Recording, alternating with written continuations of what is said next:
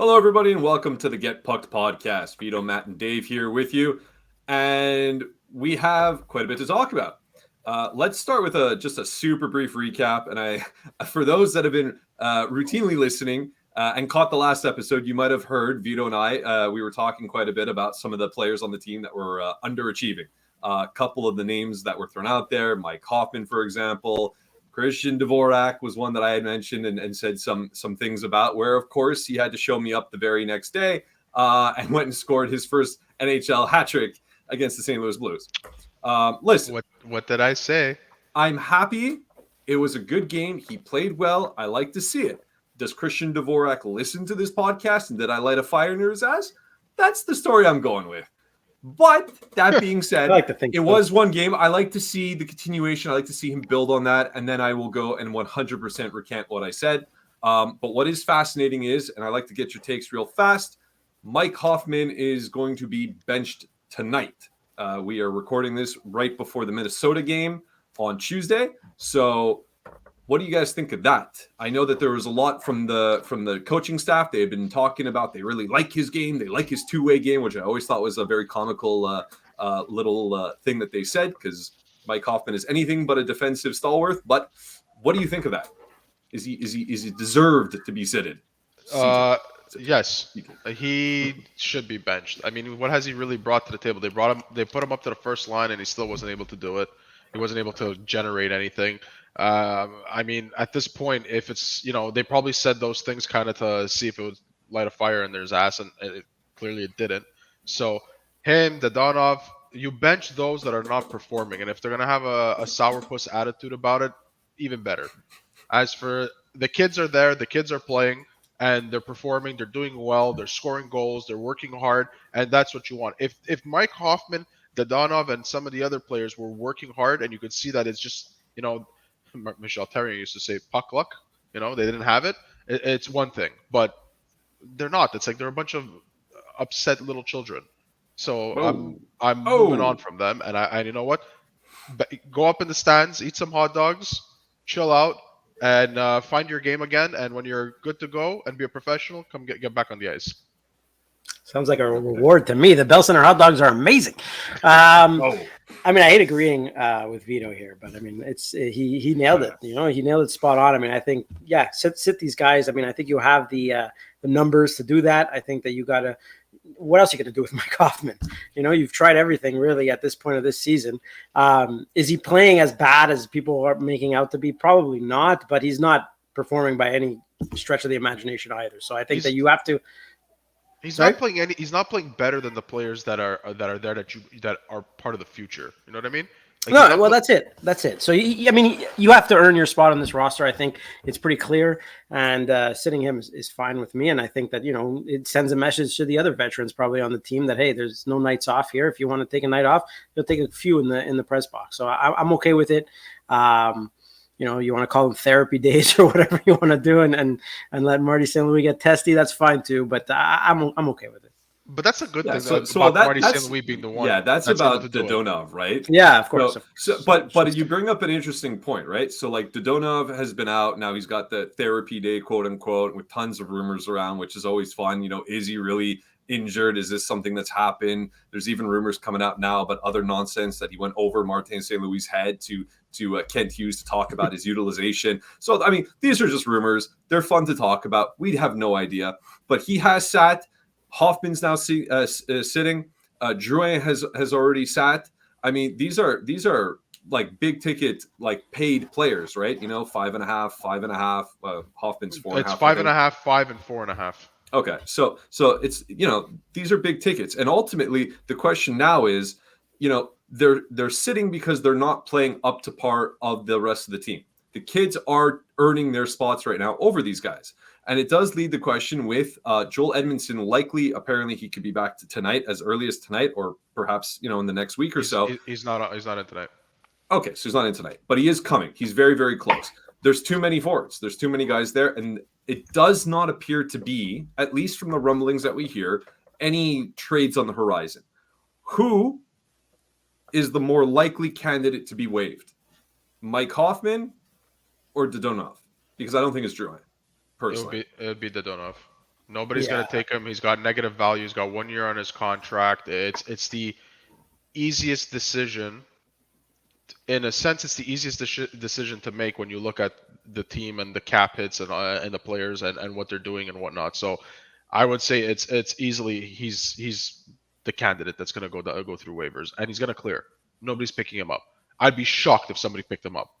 And if someone did pick him up, would that be yay that he got claimed and he's off the books and it's gone and it's well, he's not taken? Completely off the books.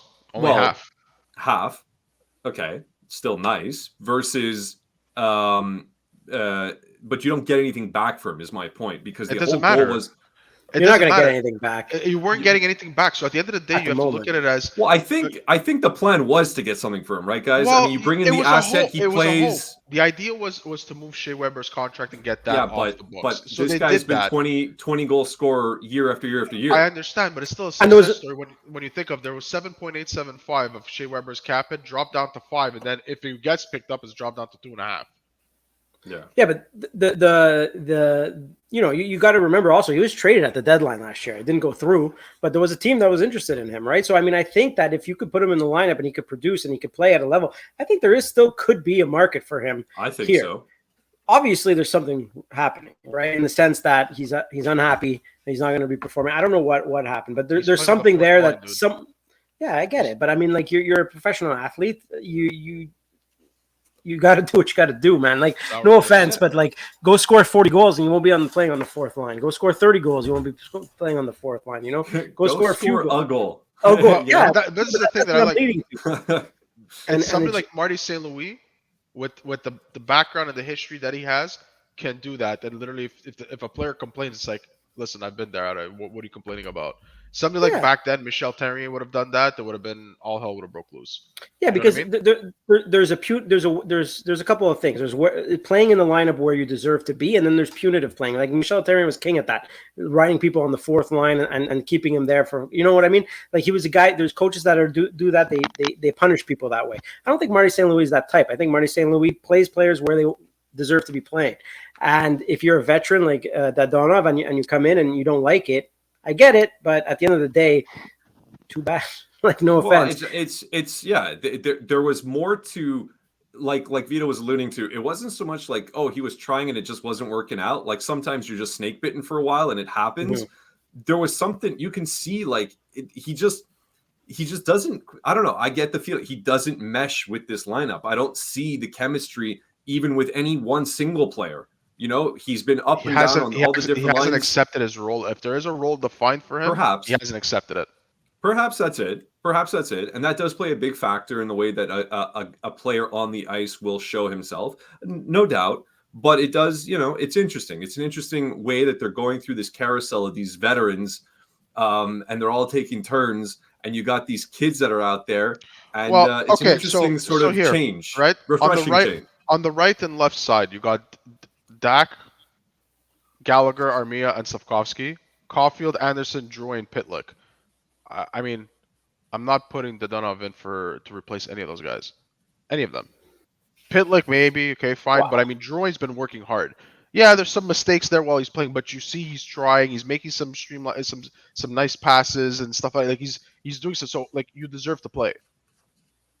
No, for the time being, though. But for the time being, eventually you're gonna these things cycle, right? Like Jonathan Drouin at the moment he's might be playing well, working hard, whatnot, but it's gonna cycle out of it. He's gonna cycle out of it. He's not good enough to just maintain playing, deserving that spot. Same thing with anybody else. Armia, Pitlick. These guys are gonna cycle out of, they're gonna go through good times and they're gonna go through bad times, and that's when you cycle back in these Hoffmans and these Dadonovs. But you got to make sure that when you're there and you get dressed and you get played on that third or second line, there's going to be injuries. There's going to be all sorts of things. Opportunities are going to come. Absolutely. It's just for them to make the most of it. And I know it sucks to be a veteran in the league, and that's what it is, but it is what it is, man. Like you're professional hockey. Yeah, I agree. And I also think that the reason why Dadonov was playing for as long as he did, when so many people were hoping he'd be benched, or even Hoffman for the same reason, I think they were, to a certain extent, they were being showcased, and it just didn't bring any fruit. It didn't work out. So yeah, I think they were hoping. It was let's go, show me something that could justify me keeping you in this lineup. And when you just can't, you can't. That's it. No, it's an interesting situation that we find ourselves in because the kids are playing so well and the team is winning, and that kind of leads me into one of the bigger topics I wanted to talk to you guys about tonight. And I'm hopeful that Dave, you're going to have at the ready your solution to this, because I think we had talked about this in the past, and you had mentioned with a little bit more time you dive into it. I have a beef, and I feel like a lot of people have a beef with the way that the lottery system for the draft works. So you have teams out there, and the Canadiens are a prime example. Everybody pegged them to be bottom 5, bottom 3 in the league, right? And that might end up being the case. Okay, we're only 10 games in. It's a relatively small sample size, but bear with me. If this team, who looks good, this isn't a team that's beating other teams and it looks like pure luck. They look good when they're winning. They are dominant at times. Like it's a well gelling team right now. But they're overachieving. I think most people will say that with this many rookies, this many young talents on the team, you are looking at an overachieving team. There's a few other teams out there as well that are doing the same thing. I look at Philadelphia, who are supposedly supposed to be crap. They're also playing very well. Number one center is Kevin Hayes. Yeah. So when you have a team and they're overachieving and they're finding success in seasons where they otherwise shouldn't be, doesn't it suck that while on paper they're still young and they can still use high-level draft picks to come in to bolster their roster, but they're going to lose out on this opportunity because they're overachieving? Shouldn't there be some other system in place that like somehow still keeps them in the mix and doesn't completely nullify them if they somehow maybe barely, okay, maybe not playoffs, but like just miss playoffs, right? They have a good season. All the kids developed, they showed a step forward, but the team itself now is penalized because they're going to draft somewhere middle of the pack. So what do you guys think could be done to fix the mentality that your team needs to suck all season long and they need to tank and they need to this because you want the best chances of getting that lottery ticket, that first overall pick or whatever? There's got to be a better system out there. Because right now it sucks. You don't want to feel bad about your team winning. I think that's the stupidest thing that can be that can exist for your a fandom. That your team is out there, that you support, that you're cheering, that you want them to win, and in the back of your mind you're like, oh shucks. Well, this makes it a little bit harder for them to maybe get that higher round pick. I mean, you should just always be happy that your team is winning. So starting with you, Dave, because I know you had something for this. I just want to say that Montreal, like, in their current standing, would still have a chance, but it's so small that I think it's like 0.5%. All right, wow. So yeah, so look, this is my thing. Like, I hate not like you cheer for your team at all times. Like, who wants to go to a game in freaking February and you're there? Yeah.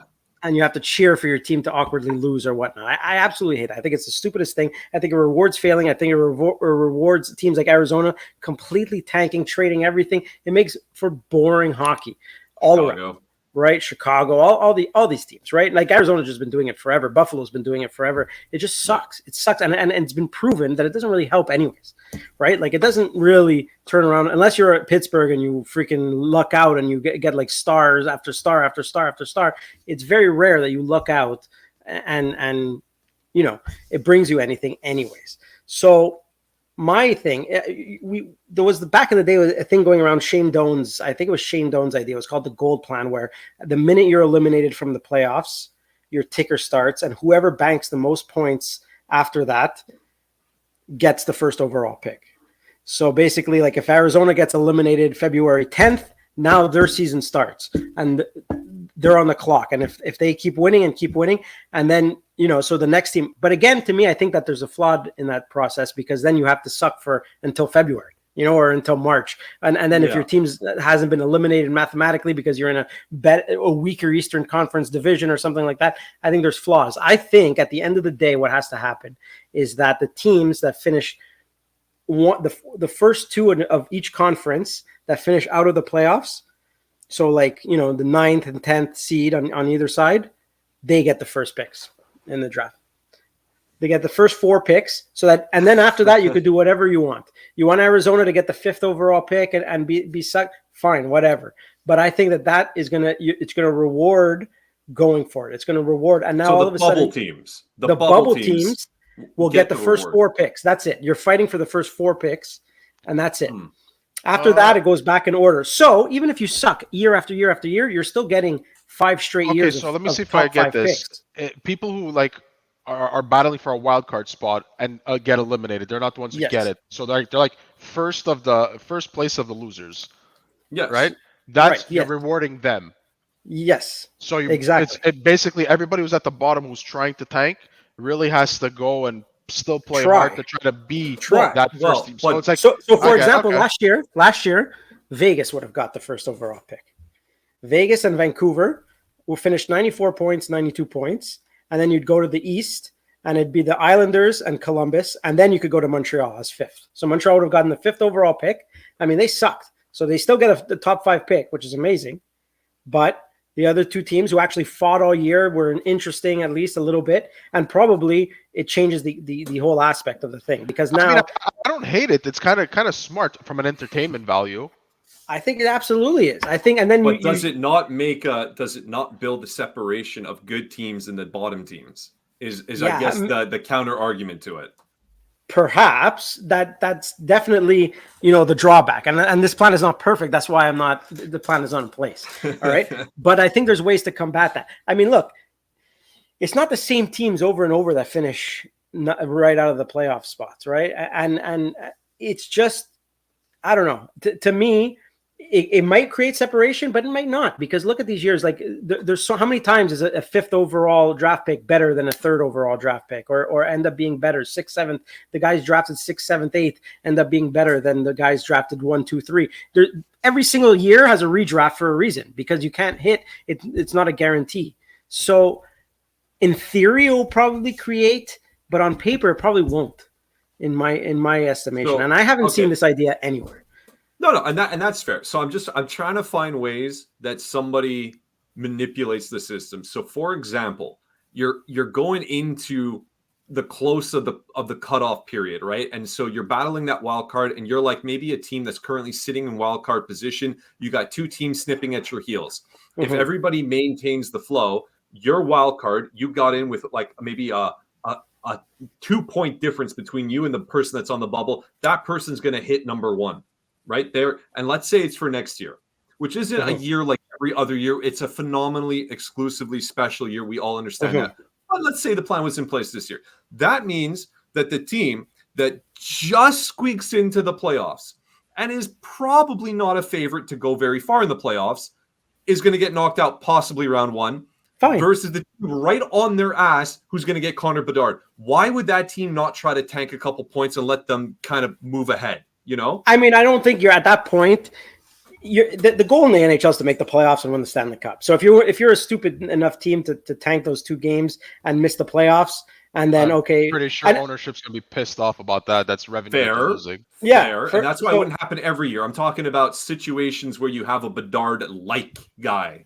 But Connor Bedard doesn't guarantee you. Look how many guys. It doesn't guarantee you anything getting the first overall pick, right? Look at Connor McDavid. So if you're a team, an organization, and you're looking, okay, man, I could squeak in here on 8th place, or I could get a generational talent. If you really, really want, you could reshuffle the 4 to make it into a lottery, so that you're not guaranteed the first overall pick for finishing right below, so that it will discourage somehow like that. That's what the lottery's for, right? It's to discourage. That's not bad. If everybody got 25% chance, if you want to do that, fine. That might not be bad. Fine. Yeah. But at the end of the day, I don't see a team, man, if you're Montreal and you're looking at it and you're looking at, man, do I get on a playoff run in the freaking spring in this hot city?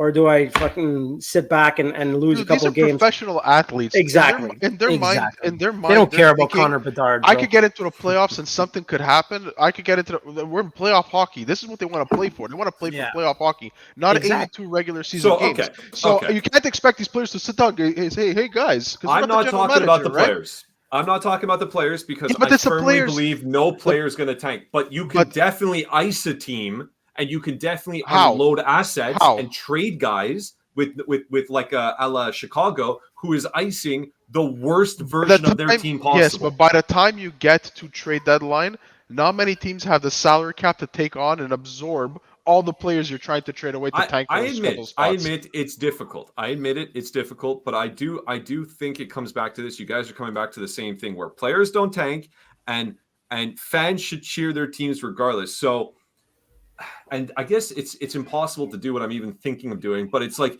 you want to eliminate the view of the draft. You want to look at each year and you want to cheer your team to go as far as they can go. The draft and who's in that draft shouldn't come into the equation as you're cheering as a fan for your team that year. But I guess you can't really hide who's coming up in a draft. Like I was thinking of some way you should be able to cheer for like if that's the goal. Like if let's say you're last year you're a team like Buffalo. Okay, they finished 6 points out of fourth place, which fourth wild card spot, which would have gotten them nothing in my estimation. Like in my plan, they wouldn't have made the cutoff to be in the top 4 draft picks. But they're 6 points behind. Maybe you swing a deal at the deadline. Maybe you don't. It's a little bit different. And now you're competitive. And now your team you're going to that game because you're like, man, I really, really wanted to get Shane Wright, And now you're battling freaking Columbus. And now a Buffalo Columbus game in freaking March is exciting. It's not like, crap, isn't that only more exciting for the fans though? Shouldn't the players always just play it to the best of their ability? They're not going to play harder to get a better spot. But the players technically are playing all the time to win, right? No matter what. Right. Okay. So you shouldn't have to worry about that. And if you are worried about that, you're still technically playing for a playoff spot. I mean, technically you're trying to win. I mean, you're not that far out of it. I mean, there's it's a reward system, right? Like you get into the playoffs, great. The players want to play. They want to play for playoff hockey. They want to play for the cup and all that stuff. If we don't make it as a team, as the players that are a part of that team, right, that are there for the long term, can look and be like, okay, yeah, we lost. It's a bummer, but our future's promising because we're adding a key asset like Connor Bedard, Fantilli, etc. You can. Like that, it's a kind of like a consolation prize for at least trying your best. I mean, I'm not opposed to just about anything, and I would love to know, like anybody, all listeners that are there that have been with their buddies musing about ways that they can make the lotteries. I would love to hear it. I think we'd all love to hear it. If you wanted to post a comment and let us know what you guys think about the only ways that they can make it better. The only issue I have with Dave's idea is that if you catch a team like Montreal last year where they were riddled with injuries, and albeit the players that could have been there maybe wouldn't have changed much, but they were riddled with injuries and unfortunately it brought them to the bottom of the entire standings, then they got screwed not only on having a bad season but an injury riddled season. The fans were depressed. And it's like even that in itself is terrible from an entertainment aspect. And they literally would get a 5th overall pick, which is, I'm not scoffing at that. It's fantastic. I mean, there's been amazing players that have been drafted around that spot, or taken just after it. But at the same time, it does suck for the team that had some unlucky situations like that. What I would do is I'd alter it a little bit, your idea, and say, okay, there has to be some kind of situation for the Arizonas and the Buffaloes and the Edmontons and whatever. If they've had X number of first overall picks because they finished at the bottom or they purposely tanked, then they can't get another one right away. Wait, you mean so like keep it as it is, but no, I like your idea. Okay, but what I'm saying is that what I don't like is. I think that the teams that finish at the bottom consistently, like in Arizona, Chicago doesn't, but they're about to. They're tanking, right? Like Edmonton has, they should be penalized. They shouldn't be able to draft first overall or third overall 5-6 years in a row, 4 years in a row. But not even 4. They should never get to, man. You should never. These teams are clearly tanking, right? And that's the problem. So. You're losing all this stuff. Like, might as well just remove that. If you tank and you suck, if you in the off season can't win the off season, and you can't get good players to get you over that hump and then you can't. Sorry, it shouldn't be that hard. Okay, to get 81 points in the NHL. That's what Columbus got last year. It shouldn't be that hard. You're an NHL player. If you're a GM trying, you should get the 81 points. So there you go. For the record, it would make I like, just to jump in, because I was looking up for this and I thought that this is fascinating, because to Vito's point, right? Like, what happens to a team that like gets hurt and can't make it there or whatever? And then we switched over to Arizona. If Arizona perpetually finishes dead last year after year, and you're like, how is that fair for them? And yada, yada, yada. Think of it this way. They have been terrible for so long. Their positions in the draft in the first round, right? Last year, they had 3. So let's not count them. Let's talk about just their own. They drafted 3rd overall, then 9th the year before, 11th the year before, 5th the year before, 23rd the year before, 16th the year before, 7th. So like, now imagine all of those are 5th. Year after year after year. They're going to get better. Yeah. They're going to get better than what they were doing. For sure. Yeah. I'm telling you, man. I like it. The more I think about it, the more I like it.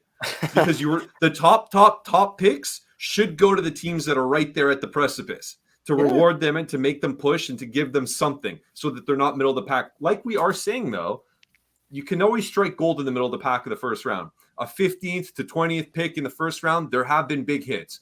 But you should reward it to make the hockey, it's like exciting, like just generally more exciting leading towards playoffs. And then you go and look at these bottom feeder teams who guarantee all the time are going to be anywhere between like 5 and 10. You get good players between 5 and 10 every draft. There are good players that you might not hit because your draft, like who you have on your team scouting and stuff suck, but the players are there for you. And that's the important thing. And you have a playoff watch, right? And you have a playoff race right now. Imagine right under that, you have a draft race. Like, how exciting is that? You know, when all eyes are going to be on last year, you'll have all eyes on the Eastern Conference was just a mess last year. Let's go to the Western Conference. You have a battle. Okay, is Nashville going to get in? Is Dallas going to get in? Is Vegas going to get in? And then it's like a battle between Winnipeg and Vancouver. Who's going to get to be in that top 4 spot? You know what I mean? And that's the second race. And now you have all eyes. Last year, I'm guaranteeing you, Winnipeg and Vancouver faced off in no one cared. No one gave a shit. Now all of a sudden that game, very interesting game. And it has implications beyond. Now San Jose is paying attention to that game, maybe. You know what I mean?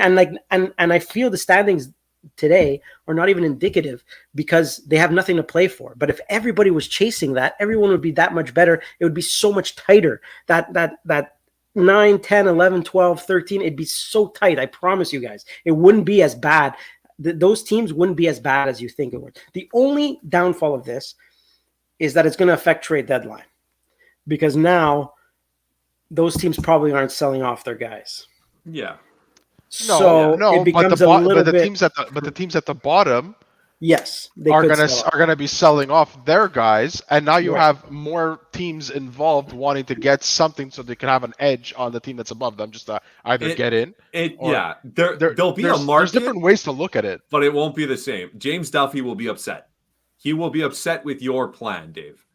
The trade deadline will not be as hot as it was. James Duffy's already pissed off because trade deadline starts a whole month before the actual deadline. Trade deadline sucks anyways, to be honest. It never works out. Name me one big move that's ever worked out ever for anybody, like realistically, consistently. Like Arturi. Okay, whatever. I knew you were going to bring it up. I knew it. I fucking knew it. That trade, my friend. Are you telling me Colorado doesn't win the cup without Arturi Lehkonen? Come on, I don't believe that. I think they win the cup. Goals. I gotta give Matt doesn't mean another guy doesn't score those. Let it be known. Let it be known. Let it be heard. Colorado Avalanche do not win the Stanley Cup last year without Arturi Lehkonen on that team. You're high. I like it. That, sirs, is a fact. Fact. Nice. Fact. I like it.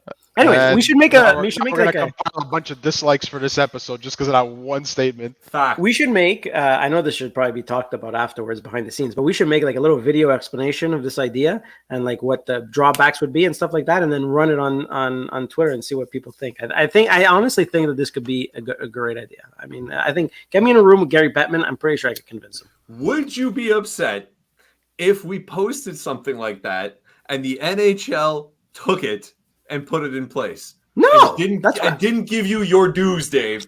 I would know. There's a timestamp on this recording. I'm a guy who I know it inside me. It's fine. I don't need the recognition. You would do it for the people. You're doing it for the people. Hero. For the people. A hero does not remind the people whose lives he saved that he saved their lives. And I'm open to people taking the idea and tinkering it. I'm open to all sorts of things. I just think 100%. Because when I first read Shane Doan's thing, the Gold Plan, I think it was called. I'd have to look back. I want to say it's Shane Doan, and I bet you it's not Shane Doan. But there was an NHL player who was really, really, really adamant about changing how it works, and it was basically the first time you get eliminated, your clock starts, and it's the best after that. But the problem is you still have to suck to get there. If you're in a playoff race and you're eliminated on day 80, game 81 of the thing, you're not going to get enough points. So you basically have to tank anyways until you get to the elimination period. Like, forget all that. Forget it's too complicated. Just what about the way I have it. You're right. What about winning percentage? That's not a bad idea. But the winning percentage, if you look, it's always lined up anyways with the amount of points you get. Always. I'm pretty sure. Close enough. I don't think there's ever a time where you know. And Dave, you were right. It was Shane Doan. It was Shane Doan. I knew it. See? There you go. Carey Price's cousin himself. The Gold Plan. That's what it was. See, gold. I knew it. It was years ago. That was so long ago. I remember really liking it, but thinking it didn't make any sense. Bottom line is, I think most people would agree that something needs to happen. Something needs to change. The current system that's in place right now is simply is not. I mean, I want to come up with a better way of saying it, but it's just not a fair system. You it doesn't almost do feel what like it's supposed to do. Feel like it's favoring Gary Bettman's Arizona favorite team, Coyotes. His favorite team in the NHL. You know what I mean? They're trying to stack that team as best as he can and trying to get something going. Come on, Gary. We know you need it for purposes. We move on with this crap already. They couldn't sell 5,000 tickets for the love of God. The one thing to be said is that other leagues don't do it this way. They do the same as the NHL, right? As bad as you are, they don't even have lotteries. Like the NFL, no lottery, whatever. It's the worst pick first, and that's it.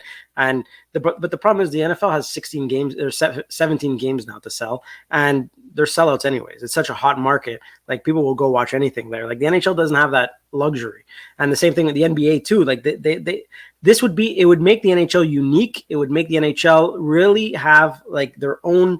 Like a draft race would be amazing. It would be amazing. I would absolutely love it. And like, go ahead. Go ahead. No, that's it. That's all I got to say. It's really like, it's all I could think of because I was even thinking, you do a tournament afterward, but like nobody wants extra hockey. Nobody wants to watch more hockey. Extra hockey would. So this is the way to do it. It's the only way to do it. To do it properly. And it's exciting. I even think that they should reduce the number of games in the season.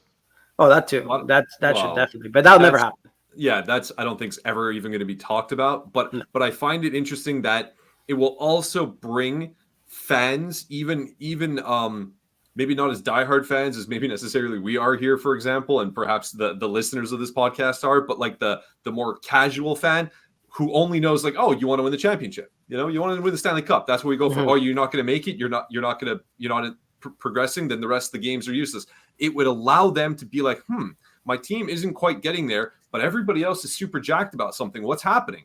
Oh, it's because of this first round pick. Oh, maybe I'll go look up who these kids are, get invested a little bit more into these junior players and see what's going on and look at the future, which promotes hockey, not for NHL, hockey. And that would be a cooler thing also, I find.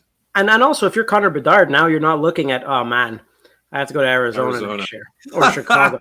Which, like, all due respect, I mean, like, I guess Chicago would be a way better place. But, like, realistically, Arizona, Arizona, at least is a hockey team. Stuff like that. Yeah, but all these teams suck. You know what I mean? Even in Chicago, like, okay, cool place to play, original 6 team, great jerseys, cool city to live in. But, like, you're stuck there for at least, like, 4 years, 5 years before anything can happen. Now, if you jump onto the freaking Vegas Golden Knights, like, now you're talking. You know what I mean? Like, now you're going. You're rolling. And now, like, for example, this season, how much more exciting would it be if you're a Canadiens fan? Now you're like, wait a minute. They could they have an actual chance at Connor Bedard as opposed to, like, now there's zero chance. We're like 9 games into the season, and it's like no chance that they're going to get Connor Bedard. Unless they get injuries, unless they trade off. That's right. And you don't want that. You don't want to sit back. I don't know any real fan that's sitting back and actually saying, this sucks. The kid's doing this well. Caulfield with all of his points, Suzuki gelling, Slavkovsky out there finally I think playing what better. people are hoping is a perfect situation where we're getting entertaining hockey, they're producing, but at the same time we still finish last place. But it's never gonna happen. It can't No happen. kidding. No and kidding. let's go back and go back to what Dave was saying, right? Like this is several episodes ago, and we were all in agreement. The Canadiens of last year were not a 32nd place team. Nope. They had the most man game injuries in the history of the league. That doesn't happen every year. The talent was too good to be that bad. So it was unfortunate it happened in the wrong draft year if you really want to go down that road. But it is what it is. You still got a first overall pick. I think we were all in agreement that the Doc trade ended up being quite impressive as well. And you could argue that they got another top 3 pick there, right? And seeing how he's progressing this year seems like that's already paying its dividends and looks like it was a pretty good move.